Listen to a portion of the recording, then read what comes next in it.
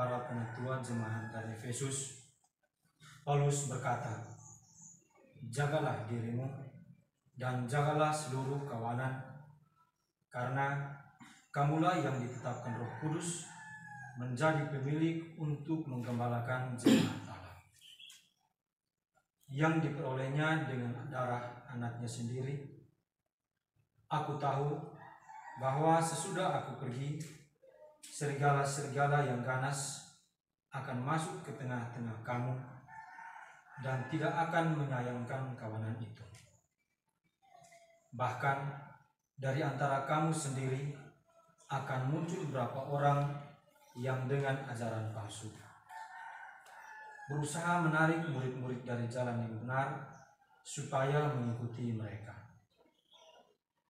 Sebab itu, berjaga-jagalah dan ingatlah bahwa aku 3 tahun lamanya siang malam dengan tiada berhenti-hentinya menasihati kamu masing-masing dengan mencucurkan air mata.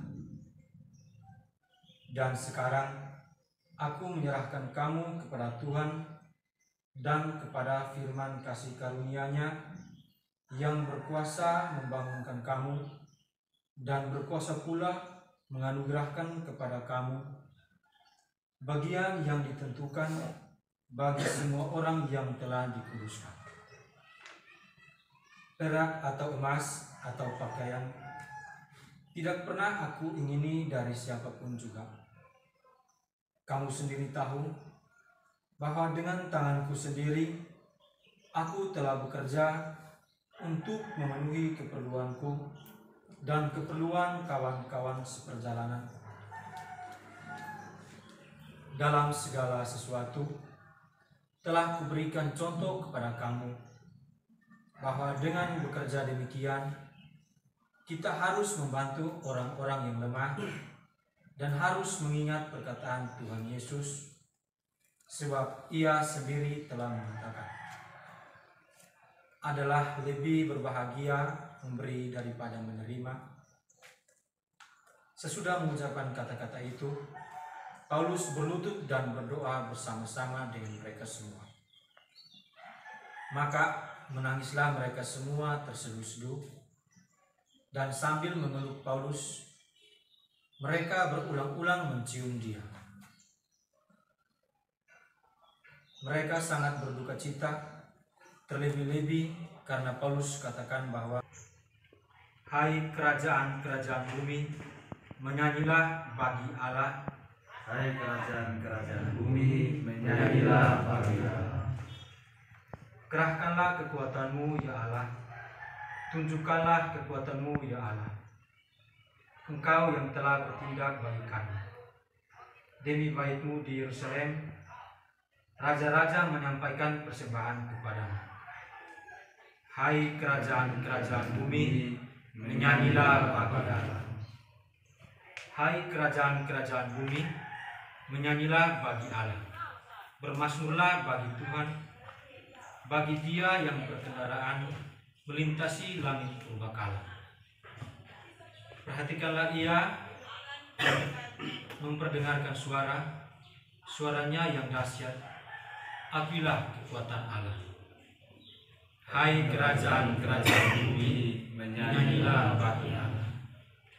Kemegahannya ada di atas Israel, kekuatannya di dalam awan-awan. Terpujilah Allah. Hai kerajaan-kerajaan bumi, menyanyilah bagi Allah. Mari kita sembahkan buat kita semua. Selamat sore untuk kita semua. Selamat sore. 1-2 hal saja, seperti yang tadi saya katakan dalam pengantar tadi. Dalam hidup ini siapa yang tidak punya persoalan? Siapa yang tidak punya masalah dalam hidup? Saya sendiri, kita semua ini, setiap orang masing-masing dengan kesulitan hidupnya. Ya, setiap orang punya persoalan. Tidak ada orang yang tidak punya persoalan dalam hidup ini. Ya. Kemungkinan kadang-kadang kita melihat bahwa orang di sana tidak punya persoalan. Itu bukan karena dia tidak punya persoalan.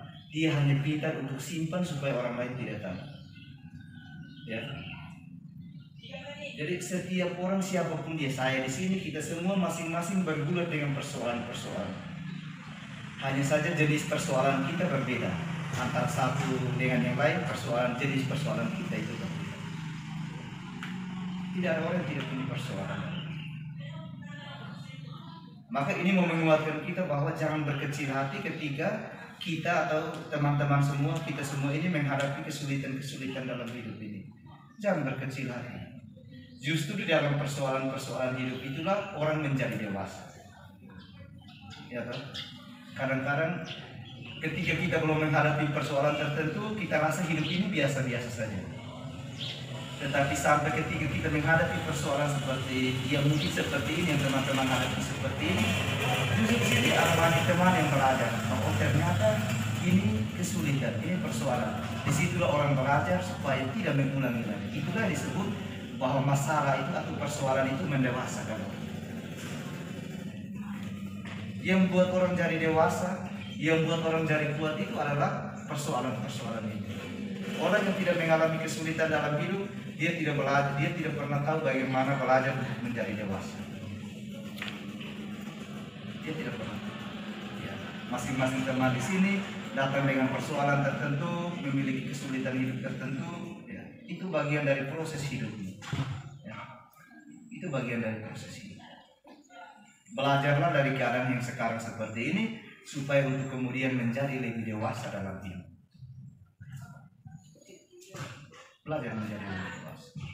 Dan hal yang lain sesuai yang dikatakan seperti yang saya katakan di bagian pengantar juga, untuk kita sebagai orang beriman, itu dari sisi manusia yang pertama.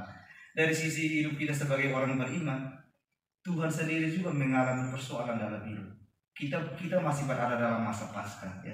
Kita masih berada dalam masa Paskah, dan hari Kamis yang lalu itu adalah hari kenaikan Tuhan, ya, hari kenaikan Tuhan. Untuk sampai pada kemuliaan kebangkitan, Yesus juga harus menderita sengsara. Ya, mungkin teman-teman kita semua, untuk teman yang di belakang, kita sama-sama dalam iman yang ini. Teman-teman yang Kristen, Protestan ataupun Katolik, untuk hal ini kita punya iman yang sama. Bahwa untuk sampai pada kebangkitan, kemuliaan dari kebangkitan, Yesus harus menderita. Dan sebelum dia menderita sengsara, ditangkap dan dibunuh, dia harus ditolak oleh orang-orangnya sendiri. Apakah dia melakukan kejahatan? Dia tidak melakukan kejahatan. Dia tidak melakukan kejahatan. Tetapi walaupun dia tidak melakukan kejahatan, justru dia dibenci dan ditolak oleh orang-orangnya sendiri. Dan puncak dari penolakan mereka adalah pada akhirnya Yesus mati di atas kayu salib. Dan dengan kematian di atas kayu salib, dia mengajarkan kepada kita jalan untuk sampai pada kedewasaan hidup, jalan untuk sampai pada kesuksesan. Dia tidak gampang. Harus menempuh jalan yang berliku-liku. Ya, ada baik, ada buruk. Orang bilang kalau kita menempuh satu perjalanan, mau pakai mobil atau mau pakai motor atau jalan kaki, tidak semua jalan itu mulus. Ya toh? Tidak semua jalan lurus. Kita jalan, mungkin misalnya kita bawa motor sampai di depan, mungkin ada lubang, mungkin juga ada batu, ada kayu, ada banyak tanjakan. Proses hidup manusia juga seperti itu. Tidak pernah ada jalan hidup manusia yang selalu mulus saja. Sejak dari dia lahir sampai kemudian mati kembali pun, bahwa semuanya baik-baik. Tidak. Ya. Tidak ada yang jalan hidupnya selalu baik. Jadi ini mendewasakan kita semua. Tuhan sendiri tidak menjanjikan bahwa semuanya serba baik. Dia sendiri sudah mengalami penderitaan itu dalam hidupnya. Mari belajar ikut Tuhan kita. Ya. Tuhan kita mengajarkan kita satu hal itu, kerelaan dan pengorbanan. Ada kesulitan dalam hidup ini, jalan. Ada persoalan dalam hidup ini, jalan. Karena dia sendiri tidak katakan bahwa kalau kamu ikut saya semuanya jadi baik-baik saja. Ya. Tuhan tidak bilang begitu untuk kita. Atau siapa yang pernah dengar bahwa Tuhan yang kalau kamu ikut saya semuanya jadi baik, kalau ikut saya semuanya serba gampang? Tidak pernah. Bahkan dia sendiri katakan, kamu mau ikut saya boleh, tetapi serigala punya liang, burung punya sarang untuk tempat berlindung, tapi saya tidak punya tempat untuk letakkan kepala. Itu artinya bahwa dia tidak menjanjikan rasa nyaman untuk kita. Ikut Tuhan bukan berarti tidak ada persoalan lagi. Ini ingat baik-baik ini. Ya. Ikut Tuhan bukan berarti tidak ada masalah dalam hidup. Tetap ada sejumlah kesulitan dalam hidup. Hanya saja siapa yang setia, dialah yang akan selamat. Sekarang teman-teman menghadapi proses ini, setialah menjalani ini. Setia menjalani ini. Karena inilah yang kemudian mendewasakan teman-teman. Ya, mendewasakan. Nanti setelah proses ini lewat, teman-teman akan refleksi kembali, teman-teman akan menemukan banyak nilai di sini. Akan menemukan banyak nilai. Ternyata ketika saya ada di sana, saya mengerti untuk tidak boleh melakukan yang ini.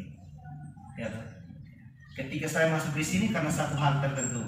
Tetapi ketika saya keluar dari sini, setelah proses ini selesai, saya akan tahu bahwa yang ini tidak boleh, yang ini yang boleh.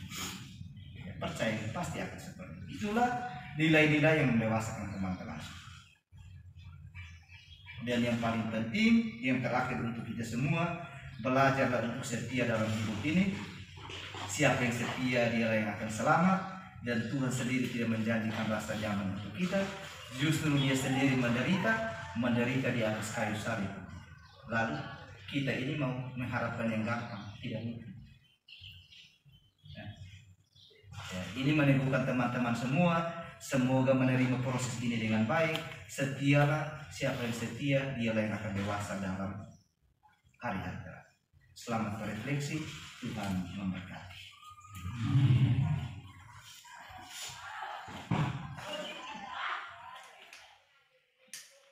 Sabda Tuhan, sabda hidup, suluh jalan menuju surga, terang di jalan gurita bagi insan kembara.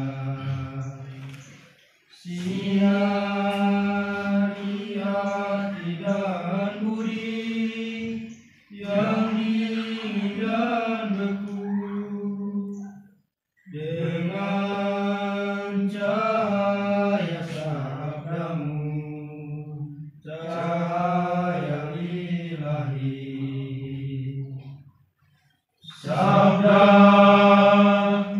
Sabdamu Tuhan.